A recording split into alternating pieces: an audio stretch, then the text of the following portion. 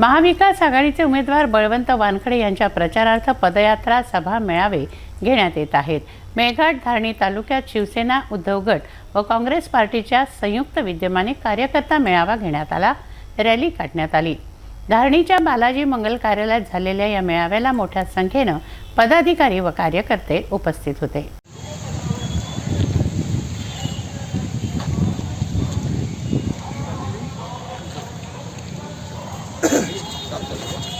शांत सभा का, नहीं तो बया देखो कैसी करती। यहाँ पर उपस्थित सभी सम्मानीय नेतागण, मैं भारत रत्न डॉक्टर बाबा, कैसा है कि मैं यहाँ पर 3 बार सांसद बना पटेल साहब, लेकिन सौभाग्य की बात ऐसी थी कि ऐसे गालियां मुझे सुनने नहीं मिली। एक बार खड़ा रहा, दूसरी बार खड़ा रहा, तीसरी बार खड़ा रहा, चौथी बार रिजर्वेशन में गया, करके हुए नहीं आया। अरे भैया मार रहे क्या हम? अरे हम भी सांसद रहे, बलवंत राव जी आमदार रहे, सुधीर सूर्यवंशी, हम कई सालों से मेलघाट में घूम रहे हैं, हमें कभी धक्का नहीं लगा हमारे आदिवासी भाइयों से, कभी किसी से। रात घूमे, बेरात घूमे, खेड़े पाड़े में पूरी भाजी खाई, खिचड़ी खाई, लेकिन मेलघाट के भाई ने हर वक्त हमके सपोर्ट किया। लेकिन ये भाई जब मेलघाट में आती है तो 5-25 गाड़ी लेके, बैंक में पैसे नहीं, एटीएम में पैसे नहीं, दूर दराज के गांव में पुरानी नोट चलती नहीं थी। हमारे माताजी ने कभी माँ ने बासी के अंदर छुपा के रखी थी, कभी अनाज में छुपा के रखी थी, सब कुछ निकालना पड़ा, निकालो, वापस करो। नोटाबंदी कर डाली, लेकिन गरीबों को पैसा नहीं मिला। उसके बाद में तो देश के किसानों को दाम दुप्पट दाम दूंगा, बराबर है, बराबर है। हम कपास को दाम दुप्पट दाम देंगे, हम सोयाबीन को देंगे, किसानों का उत्पन्न हम बढ़ाएंगे। 2022 से 2024 आई, जहाँ 6,000 रुपए सोयाबीन का दर रेट था, आज 5,000 पे आ गया, 4,000 पे कपास नहीं, 5,000 सारे गुजरातियों में, गुजरात में जितनी मिले हैं, और फिर इसमें काम कुछ नहीं है। सुधीर भाऊ ने बताया काम कुछ नहीं है। और जो सरकारें हैं, आपको मालूम है, हमारे माननीय प्रधानमंत्री जी कौन, मोदी साहब, हमारे माननीय प्रधानमंत्री मोदी साहब 2014 में खड़े रहे। तो 2014 में जब खड़े रहे तो उन्होंने कहा कि मैं न खाऊंगा न खाने दूंगा, जितना विदेश में पैसा है सब बाहर लाएंगे। ये कांग्रेसी वालियों ने जो जमा करके रखा है वो सब लाएंगे और गरीबों में बांटेंगे। मिल गए ना पैसे? 15 लाख, अरे 15 लाख छोड़ो, 2,000, 5,000 गरीबों में बांटेंगे। लोगों को लगा वाह वाह वाह वाह क्या आदमी है, चलो बेचारे को औरत नहीं, बच्चे नहीं, लाल 5 साल में कुछ नहीं, नोटाबंदी कर डाली। तो वो रो रहे थे कि हमको कितने दिन से पानी नहीं मिला, 2-3 महीने से पानी नहीं। क्या तो यहाँ बिजली नहीं, पानी नहीं। तो ये प्रश्न पर उन्होंने ख्याल दिया नहीं, और आज आए और बड़े बड़े बातें कर रहे, तो ये आपको समझना पड़ेगा। आपके जो मुद्दे थे 4-5 दिन पहले हो गई, तो आपने ये समझने को होना, आज बेटी हो गई, कल और भाभी हो जाएंगी,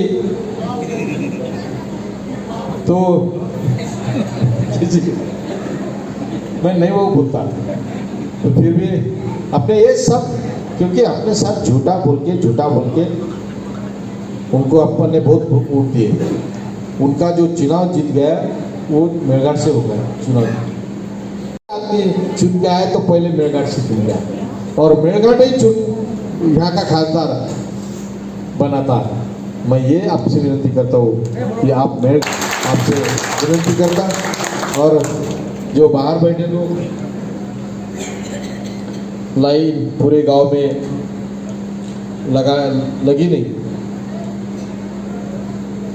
मैं आने के बाद मन्ना भाई, मैं वादा तो वैसा करता नहीं कहीं भी, पर मैं करके दिखाता। श्री नेता आदरणीय सुधीर वंशी को दिया, उनके बारे में जो अभी कहा जा रहा था, तो सचमुच जो अपने साथ उन्होंने खिलवाड़ किया, अपने साथ झूठे वादे किए, जो रेलवे की बात की थी उन्होंने, वो नहीं हुई। मेलघाट का कुपोषण वैसे है, यहाँ का जो रोजगार है वहाँ पर भी कुछ हल नहीं हुआ। ये सारी बातें अपने से वादे किए थे और झूठा बोलकर 5 साल निकाले। 2 दिन 3 दिन होली में आए, साढ़े दी। 5 साल के बाद कहीं ऐसा होता क्या कि हल्दी कुमकुम 5 साल में आता, एक ही बार आता क्या? हर साल आता ना, पर उनका हल्दी कुमकुम 5 साल में एक बार आ रहा है। और आपने देखा होगा जो उनका कि यहाँ के जो प्रश्न है, को आप तुम वोटिंग देने वाले हो? ये लोगों को वोटिंग में आ रहे, जिस दिन उसने साड़ी बांटा उसी दिन उसको लात मार के हकाल देना था। ये जिले का विकास तो ये शहर का, मैं पूरे जिले पे बोलूंगा ही नहीं, मैं बोलूंगा सिर्फ मेलघाट पे। अरे मेलघाट का विकास क्या किया है? आज भी ऐसी कंडीशन है अनंतराव कि यहाँ पानी तो है ही नहीं। पानी गांव में जाओगे तो पानी का तो ये कंडीशन, नल आता नहीं, ग्राम पंचायत पानी सप्लाई की वजह कि वो रात में वो पानी देने जाता है। आज ये जिले का, तालुके का विकास तो ऐसा है, हमारी डाबका रेलवे लाइन जो थी ये धारनी के लोगों की लाइफ लाइन थी। 10 रुपए में माकोट जाते थे, 10 रुपए में हम खंडवा जाते थे। हम कुछ भी बीमार गिर गए तो डाबका रेलवे लाइन से हम भाग जाते थे, लेकिन ये हरामखोरों ने वो लाइन बंद कर दिया। लाइन ऐसा लग रहा था 5 साल में चालू हो जाएगी। वो हमारा एक मुच्छर लीडर है या भाजपा का, वो तो लोगों को ये बोलता था 5 साल के अंदर रेलवे नहीं लाया तो मेरे को जिला परिषद में खड़े मत करना। आज ये कंडीशन आ गई, आज वो रेलवे लाइन के रूल भी उठा के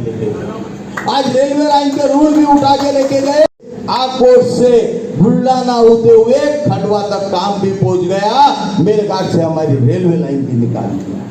और आज जब भी वो यहाँ आते थे तब आप लोगों ने उनको यही पूछता था, मेलघाट रेलवे कब चालू करोगे, हमारा फिनले मिल कब चालू करोगे?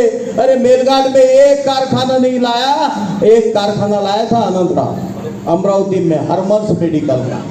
बड़े धाम धूम देते, लाखों रुपए लगाए, बेचारा हरमन्स का मालक मर गया, उसके लड़के ने कारखाना उठा के हरियाणा में लेके गया, अमरावती कारखाना। ऐसे लोग हैं, ये लोग परसेंटेज पे जीने वाले हैं। 2-4 मेरे ठेकेदार दोस्त मिले अनंतराव मेरे को, अभी वो ठेकेदार दोस्तों ने बताया, भाऊ मेरे को 1 करोड़ का काम दिया उन्होंने।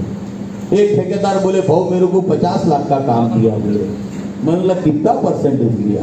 बोले 10%। हमारा भगवान दुर्योधन है, वो पैसे जमा करता है बोले। ऐसी ये कंडीशन है। अरे एक खड़कू नहीं, खासदार का एक खड़कू नहीं लाया, और यहाँ बैठे 5-6 मेरे दोस्त ठेकेदार हैं, ये 10% पहले दे के आ गए और तकम। और ऐसे ही अगर आगे हो गया तो क्या करोगे बाबा तू? और बलवंत वानखड़े अगर चुन के आया फिर क्या करोगे? आज पहली सब जने को मैं एक बोलता हूँ कि बलवंत वानखड़े ऐसा आदमी हमारे तरफ का आमदार है, मेरा अंजनगांव सूर्य का आमदार है। उसने कभी कोई काम नहीं बेचा, कभी किसको उसके परसेंटेज नहीं मंगा। आज भी बलवंत वानखड़े जब चुन के आया तब जिला परिषद में भी पंजाबे पे था, आज वैसा आज भी है। बलवंत वानखड़े कई सालों से ग्राम पंचायत मेंबर था। बलवंत वानखड़े ये कॉटन मार्केट का मेरे को बहुत अच्छा लगा, ऐसा लगा कि कोई क्रांतिकारी बात कर रहा है।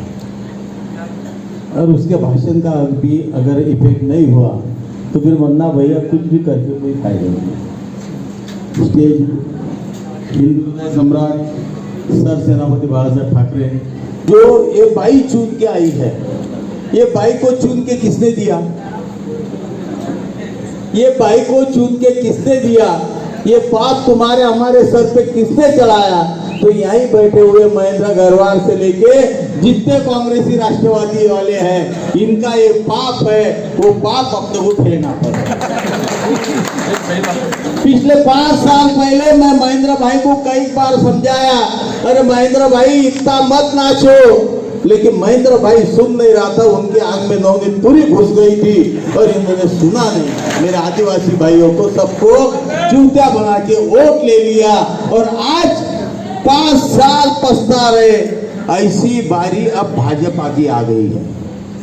जो 5 साल पहले कांग्रेसियों ने जो गलती किया, वही गलती अभी भाजपा ही करने जा रहे हैं। जो भाजपाई वालों को ये गाली देती थी, भाजपा के मंत्री को बालक मंत्री कहती थी, के घर में इससे जाके मारा, भाजपा के पालक मंत्री को चूड़िया दिया और भाजपा का जितना अपमान किया इतना किसने नहीं किया। और वही भाजपा वाले आज घर घर में जाके उसका प्रचार कर रहे। लेकिन बलवंत जी, सत्य बात ऐसी है कि मेरे भाजपा के जो दोस्त है वो मुझे मिले। आज धारनी में आया, मैं पहले उनसे ही मिला। मैं बोला बाबू, कांग्रेस वालों ने तो सेक लिया, तुम भी तुम्हारे सेक लोगे क्या? अब बोल दिया सुधीर भाऊ, कांग्रेस और राष्ट्रवादी वाले ये भावना में जाने वाले लोग हैं। कोई प्यार से बोल दिया तो हरराम जिया जी जैसा फट करके पप्पी लेता है। हम वैसे लोग नहीं है, हम ऐसे लोग नहीं, हम विचार करने वाले लोग हैं। जो भाई को 10 साल कांग्रेस राष्ट्रवादी ने साथ दिया, उसको अगर लात मार दिया तो कल हमारा क्या हाल करेगी? हम उसको चुन के नहीं लाएंगे, हम बलवंत वानखड़े के साथ है, ऐसा मेरे को भाजपा वालों ने बोल दिया। इसलिए बैठे हुए सब भाइयों, हमने सोचा है कि कुछ कांग्रेस का एक विधायक था हमारी, हमने बोला सोच रहा था कि भाई ये चेहरे से काला है पर दिल से भी काला है, तो इनसे आपको सतर्क रहना है। और आप सोचिए, कई लोग कहते हैं कि मेलघाट का शेर है, शेर है। अरे भाई, ऐसा कौन सा शेर है? आप शेर को जानते हो? शेर अपने क्षेत्र में शान बांध के साथ में रहता है। अपने क्षेत्र में उनकी एक अलग पहचान हो तो कभी अपनी क्षेत्र बदलता नहीं है। पर नीम के झाड़ के नीचे बैठने वाला शेर हर बार चुनाव में अपने क्षेत्र बदलता है। कभी कमल के फूल में बैठ जाता है तो कभी हाथ में घड़ी पहन लेता है, अभी कब्बसी में चाय पी रहा है। और कैसा विधायक पे भरोसा कर रहे? हर विधायक, महाराष्ट्र में हर विधायक का कार्यालय है, हर विधायक अपने जनता को सम्मान देता है, पर मेलघाट का विधायक नीम के झाड़ के नीचे मच्छर मार रहा है। खिलाया जाता है, हमें पैसा दिया जाता है। और हमारे कुछ लोग, बुरा मत मानो, हमारे कुछ लोग इस साड़ी को भी, साड़ी, चिकन और मटन के भयका में, चंद पैसों के बैठा में इनके गुलाम बन जाते।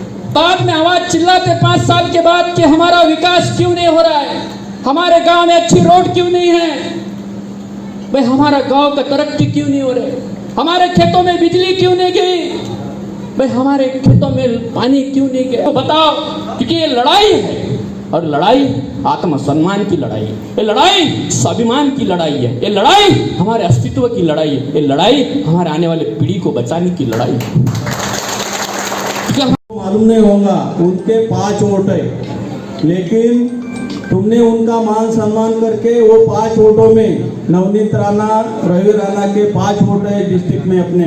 तुम्हारी शक्ति ऐसी थी कि तुमने एक खासदार बना दिया, एक आमदार बना दिया, ये इसलिए कि ऊपर से आदेश था।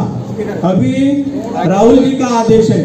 अभी हम उनके भारत जोड़ो यात्रा से अभी हम वाली भी यात्रा किया, और तुम्हारा लोकतंत्र बचना चाहिए। तुम्हारे जो भाषण के अधिकार है, बैठने के अधिकार है, शिक्षा के विचार व्यक्त करने के विचार है, ये सही सलामत रहे, इसलिए राहुल जी लड़ रहे हैं। और ये मोदी सरकार ने क्या किया, तुम पानी लेने जाओ, तुम भाजी लेने जाओ, तुम कपड़ा लेने जाओ, तुम तुरंत अभी शुक्रवार बाजार है आज का, कितने लोगों ने खरीदी किया होगा, लेकिन 18% यानी 100 रुपए का सामान लिया तो 18% GST, ऐसा 4 लाख जो जमा होता तुम्हारे घाम का, तुम्हारे मेहनत का वो पैसा, वो अदानी अंबानी को वो बांट रहा है। खासदार का काम ऐसा था, नवनीत राणा का काम ये था कि ये धारणीय आर्थिक सेंटर केवल 1% आदमी के पास में 41% मतलब संसाधन है। आप सबको आगे आना पड़ेगा, ये हमारी ताकत है। हमारी ताकत एकजुटता में, हमारी ताकत लोकतंत्र में, और लोकतंत्र की रक्षा करना ही भारत माँ की रक्षा है। भारत माँ कोई और अलग नहीं है, लोकतंत्र ही है। अगर हमारा देश रहेगा तो हम रहेंगे, और हम रहेगा तो सब कुछ व्यवस्थित रहेगा। आप एक बात याद रखिए, मेरी हिम्मत रहे सलामत, बड़वन भाव के बारे में कह रहा हूँ, यही दुआ करिए कि मेरी हिम्मत रहे सलामत। एक ही चिराग काफी है कई आदमियों के लिए। क्या केवल 52 है, कोया जनजाति केवल 52 है, पहाड़िया जनजाति केवल 150 है। आदिवासियों की रक्षा करना हमारा सबका कर्तव्य है, और इस देश का भी। आपको पता है, आपने रिंगा कोरबू का नाम सुना, सिर्फ एक, लेकिन ऐसे 6 लोग थे, रानू, जीरा, मकड़ू, कानू, ऐसे 6 लोग थे जिन्होंने स्वतंत्रता की लड़ाई लड़ी। हमारे को आगे बढ़ करके इस लड़ाई को आगे बढ़ाना है, हमारी लोकतंत्र की रक्षा करना है। देखिए, अभी लोग कहते हैं आदिवासी के लिए मुसीबत है, दलितों के लिए मुसीबत है, ओबीसी के लिए, ऐसा कुछ भी नहीं है। आपको पता है, हिटलर का नाम सुने आपने, तानाशाह था, बहुत बड़ा तानाशाह। उसने क्या किया, पहले यहूदियों के खिलाफ लोगों को भड़काया, राष्ट्रवाद के नाम से भड़काया, इतना भड़काया कि उस देश में लोगों को लगा कि यहूदियों को खत्म कर देना चाहिए। 60 लाख यहूदियों को मार डाला। उसके साथ एक मार्टिन निमोलर करके उसका साथी था, वो पादरी था। उसने एक कविता लिखी, वो कविता पूरे विश्व में फेमस हो गई। उसने कहा कि first day came for unionist, पहले वे आए, first day come for socialist. वो पहले आए बोले यहूदियों के लिए। मैं चुप रहा क्योंकि मैंने सोचा 3 महीने MRHS का काम किया, इसलिए किया कि हम अच्छा ढंग से हमारा होली मनाएंगे। भाइयों, ये दखल दिया दिल्ली सरकार से। MRHS का पैसे लाने का जिम्मेदार खासदार का होता है, और महाराष्ट्र सरकार से MRHS का पेमेंट लाने का जिम्मेदार आमदार का होता है। लेकिन भाइयों, ये को कोई पीने से फुर्सत नहीं, और ये को नाचने से फुर्सत नहीं। इस संघाचे आमदार म्हणून अत्यंत निष्ठेने आणि जबाबदारीने खऱ्या